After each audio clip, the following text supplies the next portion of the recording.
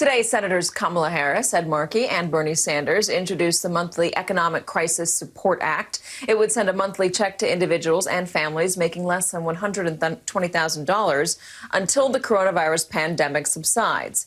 That is just the latest plan floating around the Capitol. For more on the federal government's response to the worst economic numbers since the Great Depression, we're joined by independent senator from Maine, Angus King. Senator, it is always great to have you. These numbers were awful today. And when I talk to people across the country, mostly around the New York City area and outside the outskirts, they'll tell me that the stimulus checks were a good start. They'll say the SBA loans are a good idea, but they haven't quite worked the way that they need them to. What is Congress planning on doing next? And how quickly do you guys need to act?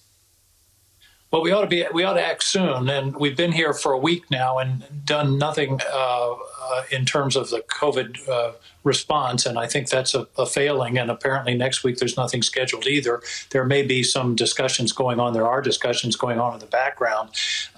People are trying to put together what the next package should look like. One of the things, Katie, that is very important and somewhat contentious is help to the states. And we talk about the states as if it's some kind of big amorphous shape, but actually it's people. And most states, the money flows back to communities. So we're talking, if the states don't get help, we're talking about layoffs, and we're talking about layoffs of people like teachers and first responders and people that are processing unemployment claims. I mean, it makes no sense. So that should be a part of the next package. Also, some additional focus on testing. Katie, the numbers today are awful, and the economic impact is awful. The problem is it's going to continue to be awful until we deal with this underlying health problem. And the best way to deal with that, short of a vaccine or a cure, is absolutely a massive increase in testing. And for some reason, the administration is resisting doing that. They've increased testing somewhat with great pride. They said last week it was 300,000 a day. It ought to be in the range of 2 to 3 million a day. And so we're still off by a major factor. And until that starts to happen, all of the economic things that we're talking about are just pasting it over. What really bothers me is we had sort of a contract with the administration, if you will. The American people held up their end of the deal. We shut down. We took time off. We self-isolated. We did all those things. But for 2 months, we haven't had a consistent plan. The only thing consistent about the plan is it's inconsistent. And we haven't had this expansion of testing, which everybody says is critical in order to bring this thing under control. So, yes, we're talking about more, but a lot of the activity should be taking place at the White House. And then I just read the CDC guidelines that were killed. Somebody said they were too prescriptive. Whoever said that didn't know what prescriptive meant. Prescriptive means they were rules. They weren't rules. They were recommendations, really well written, very thoughtful. And this administration is even denying people advice about what the best practices are. The issue with the federal, I don't know at what point that you sit there and you're like, I don't know what more to Chuck. Right. Well, because I don't know what you guys can do, what any more you can do to motivate the federal government to take over testing. So I want to set that aside because I don't know what else. Everybody has said and done everything possible to say, Mr. President, you guys got to own testing, and they've made the decision to do it the way they've done it. So let's move to the economic prescriptions. All right. What is the best way to handle this? Is it the aid to the states, industry by industry? Or is it taking over payrolls, essentially? Where's your head on this? Well, I'm listening. And interestingly, is that there are people in other countries that have gone to the sort of direct payroll support.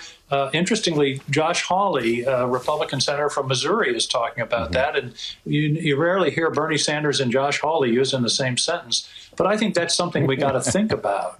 But but all of these things are tiding us over kind of things, and they need to be done. And the CARES Act and the aid to the businesses, the PPP, unemployment insurance, all those things were and are critically important.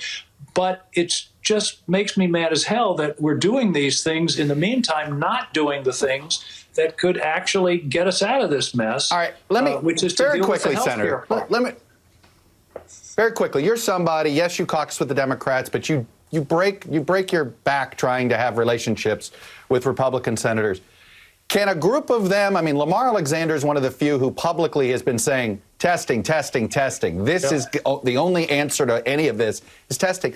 Can a group of Republican senators go over to the president and say, enough, Mr. President, you want to reopen the economy, take over testing? Well, interestingly enough, just this morning, about half a dozen said just that.